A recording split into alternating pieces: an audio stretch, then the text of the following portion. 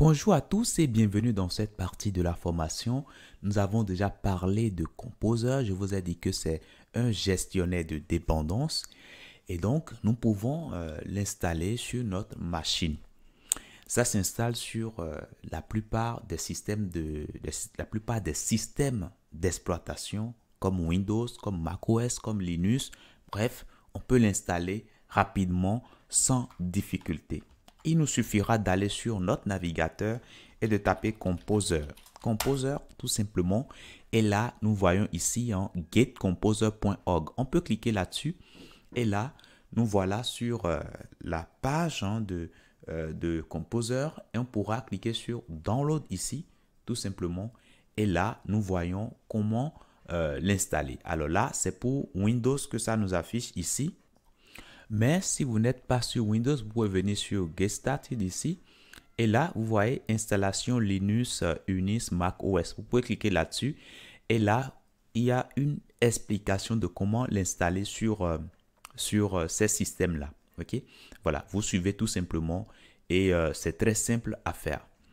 Alors, comme moi, je suis sur Windows, je vais simplement regarder ici comment l'installer sur Windows. Donc, je descends là et vous voyez que nous avons un fichier Composer Setup EXE. Donc, c'est un exécutable Windows. Donc, je vais cliquer dessus tout simplement pour télécharger cela. Et une fois que c'est fait, je peux cliquer là-dessus tout simplement pour lancer l'installation. Et là, j'ai cette fenêtre ici qui s'affiche. Donc, je peux simplement cliquer sur Install for All Users. Donc, je vais cliquer là-dessus. Et là, j'aurai un message qui me demande si je veux bien confirmer. Donc, je confirme, voilà l'installation. Et là, j'ai cette fenêtre ici qui s'affiche.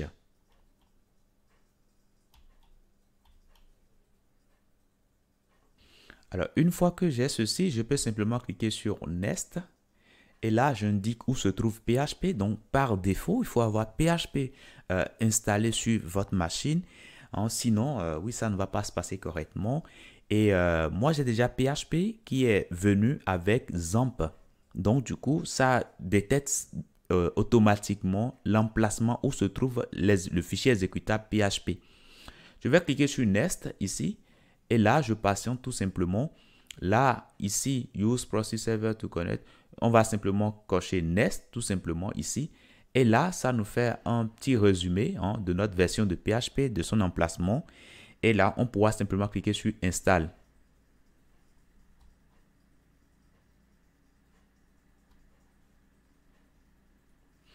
Maintenant, ici, on va simplement cocher Next. Et là, c'est bon. Donc, voilà, l'installation est terminée. Maintenant, ce qui nous reste à faire, c'est tout simplement ouvrir notre console et notre terminal, pardon, et mettre Composer. C'est ce qu'on nous dit ici. Donc, on va cocher ici Finish, tout simplement. Alors, une fois que ça c'est fait, je peux venir au niveau de mon répertoire de travail ici et ouvrir tout simplement Git, qui est le terminal que moi j'utilise, mais vous pouvez utiliser le terminal par défaut de votre système. Et là, j'ai mon terminal qui est bien ouvert. Donc, je mets alors Composer. Et là, normalement, si c'est installé correctement, je dois avoir cet affichage-là. OK? Voilà. Et là, ça m'affiche la version de Composer. Mais attention, vous n'êtes pas obligé d'avoir la même version que moi. Donc, tout dépend du moment auquel vous faites votre installation. Donc, voilà.